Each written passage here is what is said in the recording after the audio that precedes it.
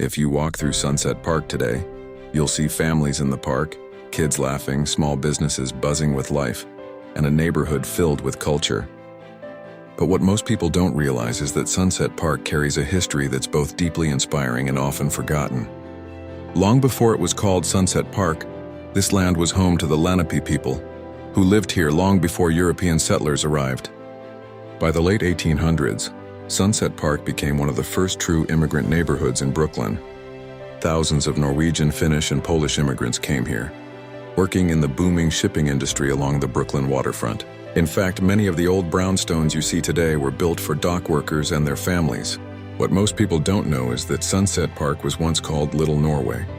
For decades, it was home to one of the largest Scandinavian communities in the entire United States. Churches, social halls, and even bakeries lined the streets, keeping traditions alive.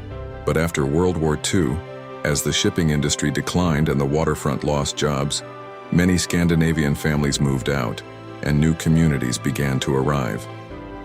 That's when Sunset Park became a home for Puerto Rican families who came during the Great Migration of the 1950s and 60s.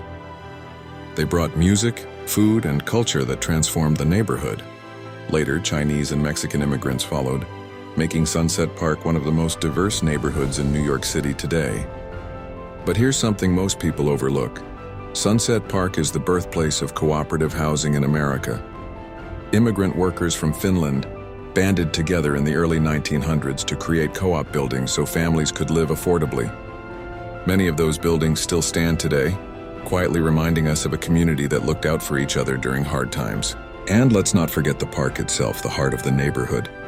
When it was built in 1891, it became one of the first green spaces in Brooklyn designed specifically for working-class families.